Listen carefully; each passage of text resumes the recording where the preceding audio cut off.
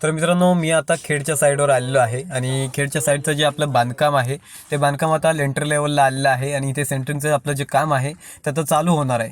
त्याच्यामुळे आता मी ही व्हिडिओ का करतो आहे, जेणेकरून आपण जे आपलं बांधकाम आहे खेडच्या साईडचं ते व्यवस्थित कितपत आलेलं आहे आणि कशा पद्धतीने बांधकाम झालेलं आहे हे या व्हिडिओमध्ये मी तुम्हाला दाखवण्याचा प्रयत्न करतो आहे. त्याच्यामुळे तुम्ही ही व्हिडिओ शेवटपर्यंत नक्कीच बघा. आपलं जे बांधकाम आहे ते 7 फूट 3 इंचापर्यंत आता वरती उठलेलं आहे आणि त्याच्यावरती आपण लेंटर म्हणजे सेंटरिंगचं काम करणार आहोत. ते मी ह्या व्हिडिओमध्ये तुम्हाला व्यवस्थित दाखवणार आहे आणि व्हिडिओ मित्रांनो व्यवस्थित समजून घ्या. हॅलो एव्हरीवन, नमस्कार, स्वागत आहे तुमचं सौरभ काताळकर ब्लॉग्समध्ये. तर मित्रांनो, बरेच दिवस झाले आहेत आणि आपण खेडच्या बांधकामाची काय अपडेट आपल्या चॅनलवर टाकली नव्हती, काय व्हिडिओ टाकली नव्हती. तर आज मी तुम्हाला खेडचं जे बांधकाम आहे ते कितपत झालेलं आहे ते मी तुम्हाला ह्या व्हिडिओमध्ये संपूर्ण सगळं दाखवणार आहे. तर मित्रांनो, ही व्हिडिओ जी आहे ती शेवटपर्यंत तुम्ही बघून घ्या, कारण की तुम्हाला ह्या बांधकामाबद्दल समजेल की बांधकाम कसं केलेलं आहे, बांधकाम कशा पद्धतीने केलेलं आहे, मजबूत केलेलं आहे की नाही ते तुम्हाला अंदाज येईल. तर मित्रांनो, ह्या व्हिडिओमध्ये मी तुम्हाला सगळं बांधकामाबद्दल दाखवणार आहे. तर चला मित्रांनो. तर मित्रांनो, आता मी खेडमध्ये आलो आहे आणि इथे आपलं काम आहे ते सेंटरिंगचं काम आता चालू होणार आहे, कारण की बांधकाम झाल्याच्या नंतर आपण पाणी बांधकामाला लागलं पाहिजे. त्याच्यामुळे आपण जरा स्टे घेतला होता. आपण बांधकाम थांबवलं होतं. वरचं बांधकाम म्हणजे सेंटरिंगचं काम आहे ते पण थांबवलं होतं, कारण की आपलं बांधकाम आहे ते आपण पटकन एक लेवलला वरती उठवत गेलो आणि त्याला काय झालं, पाणी व्यवस्थित आपलं भेटलं नाही. त्याच्यामुळे आपण काय केलं, पाणी व्यवस्थित भेटलं पाहिजे आणि बांधकाम आपलं मजबूत झालं पाहिजे, सुकलं पाहिजे. त्याच्यामुळे आपण ते थोडं थांबवलं होतं. आणि सेंटरिंगचं काम करताना काय होतं, ज्यावेळी आपण सेंटरिंगच्या वरती ठोकत असतो, लेंटर ठोकत असतो, त्यावेळी चिरा वगैरे हलतो. तसं होता कामा नाही. त्याच्यामुळे आपण बांधकाम थांबवलं होतं आणि आपलं हे स्ट्रक्चर अशा पद्धतीने रेडी झालेलं आहे, तुम्हाला दिसेल. आता बांधकाम आपलं सुकलेलं आहे, व्यवस्थित मजबूत झालेलं आहे. त्याच्यामुळे आपण सेंटरिंगचे जे काम आहे वरचं ते आता करायला सुरुवात करणार आहोत. त्याच्यासाठी आपण प्लाय, फळ्या वगैरे सगळं सेंटरिंगचं जे स्टील वगैरे आहे आपलं ते सगळं घेऊन आलेलो आहे. तिथे तुम्हाला वरती फळ्या वगैरे दिसतील की कशा लावून ठेवलेल्या आहेत आपण. तर ते सगळं आपण घेऊन आलो आहे आणि त्याचप्रमाणे आपल्याला आता वरती पुढे सेंटरिंगचं काम आहे. लेंटर जे आहेत आपण डायरेक्ट आर्टिफिशियल लेंटर आहेत ते ओततो, त्याच्यामुळे मजबूती वाढते आणि इन फ्युचर जर तुम्ही स्लॅबचं वगैरे करणार असाल तर ते चांगलं मजबूत होतं. आपण इथे सेफ्टिक टँक पण काढून ठेवला आहे, या साईडला तुम्हाला दिसेल. त्याचं पण बांधकाम आपण व्यवस्थित केलं आहे. आता मी बॅक साईडला आहे आणि बॅक साईडून तुम्हाला संपूर्ण व्ह्यू दिसेल घराचा की कशा पद्धतीने हे बांधकाम केलेलं आहे. जो दगडाची जी साईज आहे मित्रांनो, खूप मस्त साईज आहे आणि खूप हेवी दगड आहे, खूप मजबूत दगड आहे. साधी चूक पण सुकल्यावर जात नाही आतमध्ये. तुम्ही जर जसा पाणी माराल ना तसं तो नरम होत जातो आणि जसा तुम्ही उन्हामध्ये ठेवाल, जसा सुकवाल तसं तो हार्ड होत जातो. अशा पद्धतीने हा दगड आहे. आणि ही बॅक साईड आहे. बॅक साईड तुम्हाला रिंग पण दिसेल. आपलं हे लोड बेरिंग स्ट्रक्चर आहे, त्याच्यामुळे बाहेर तुम्हाला संपूर्ण आपल्या एका स्ट्रक्चरवर रिंग पण दिसेल की कशा पद्धतीने आपण ती रिंग टाकलेली आहे. आता मी वाटलं आधी संपूर्ण तुम्हाला ओव्हरऑल फिरून दाखवलं की कशा पद्धतीने आपण हे स्ट्रक्चर बांधलेलं आहे, कशा पद्धतीने आपली बांधकामाची बांधणी आहे ती सगळी तुम्हाला दिसेल. तर आता मी सिमेंट वगैरे पण सगळं घेऊन आलो आहे. आधी तुम्हाला मी आतमध्ये जाऊन दाखवतो की कशा पद्धतीने हे आपण काम केलेलं आहे.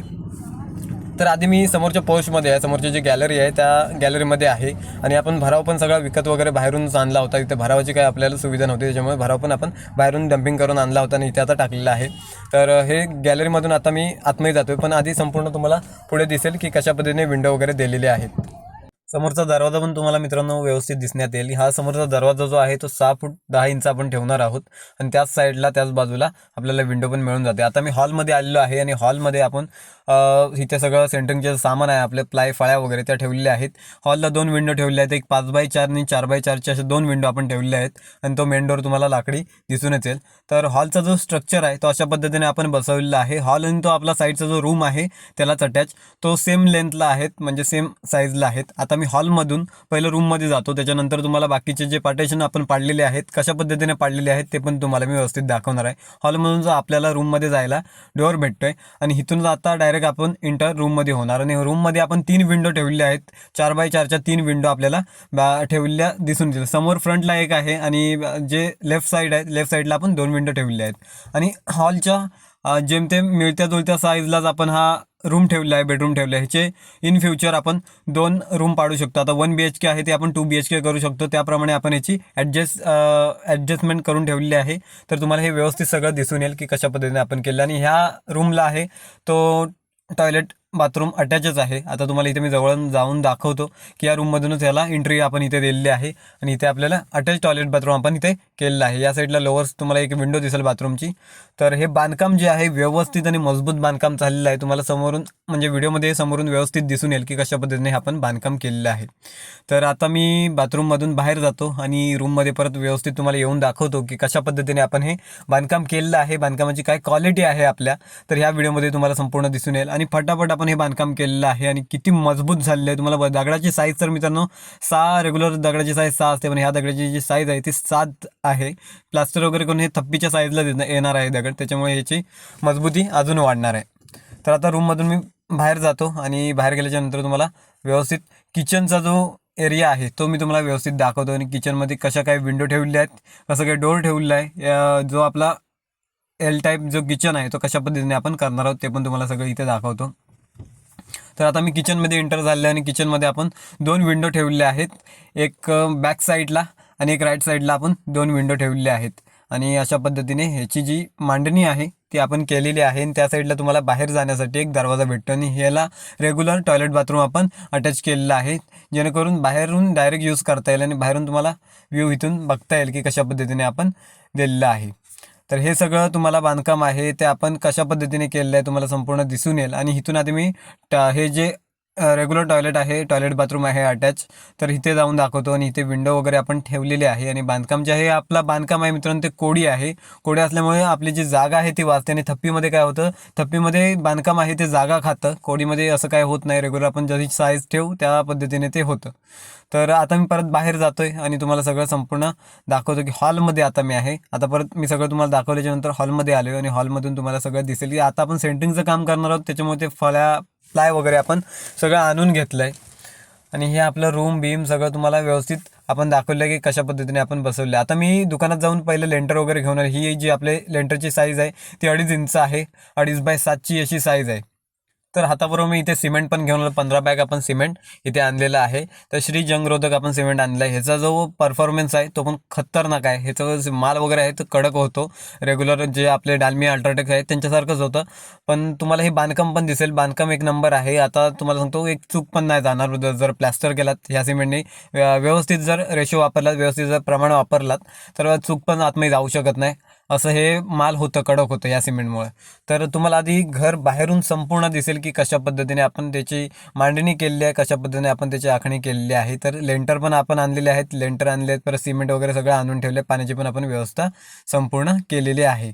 तर इथे ह्याच्यामध्ये आपण प्लाय वगैरे आणून ठेवले, कारण की आपल्याला साईटून जे सेंटरिंग मारल्याच्यानंतर प्लाय मारायचे, त्याच्यामुळे आपण प्लाय वगैरे आणून ठेवले. आणि जे हे लेंटर आहेत ते आपण दरवाजावर आतमधून टाकणार. बाहेरचे जे विंडोचे मेन डोअरचे जे लेंटर आहेत ते आपण आर्टिफिशियल ओतणार आहोत, त्याच्यामुळे मजबूती वाढते. आणि आतमध्ये काही डोअरवर आपण हे 2.5x7 लेंटर आहेत रेडीमेड ते आपण टाकणार आहोत. आणि ह्याची आता जी मजबूती आहे ती इन्क्रीज केली आहे, वाढवली आहे. पहिली जी लेंटरची साईज आहे ती कमी असायची, पातळ असायची, 1.5 बाय किंवा 2 बाय अशी असायची. तर आता 2.5 झालेली आहे. 2.5x7 हा लेंटर आपण त्याच्यावर सगळं टाकणार. ह्या विंडो ज्या आहेत सगळ्या ज्या संपूर्ण घराच्या आपल्या विंडो आहेत त्या विंडोवर आपण आर्टिफिशियल ते ओतणार आहोत, म्हणजे रिंग तयार करणार आहोत.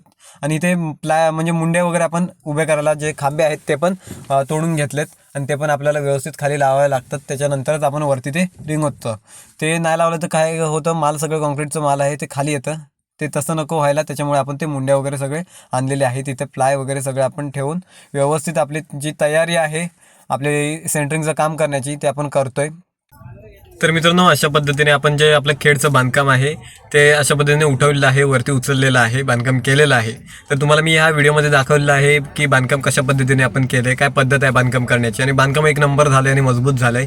खेडचा जो चिरा आहे तो मंडणगड दापोलीकडून येतो आणि तो 1 इंच जास्त आहे. आपल्याकडचा जो चिरा आहे कोळीला तुम्ही लावलात तर 6 इंचाचा असतो आणि तिकडे जो मंडणगडकडून येतोय दापोलीकडून जो चिरा येतोय तो 7 इंचाचा चिरा आहे. त्याच्यामुळे ते 1 इंच वाढल्यामुळे अजून साईज आपली बांधकामाची वाढलेली आहे. म्हणजे थप्पी बांधकामात असलेलं जमा येते, कारण की प्लास्टर वगैरे आलं की ते 7 झाले, 7-8 इंचाचं बांधकाम होणार आहे, ते 8-9 इंचाचं बांधकाम होणार आहे. तर अशा पद्धतीने आपण हे बांधकाम केलेलं आहे आणि चिरा पण खूप मजबूत आहे मित्रांनो, खूप हेवी आहे.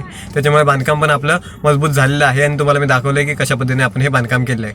तुम्हाला जर ही व्हिडिओ आवडली तर व्हिडिओला एक लाईक करा, शेअर करा आणि सबस्क्राईब करायला विसरू नका. तर आपण भेटूया आणखी एका व्हिडिओमध्ये. तर चला मित्रांनो, बाय बाय, धन्यवाद.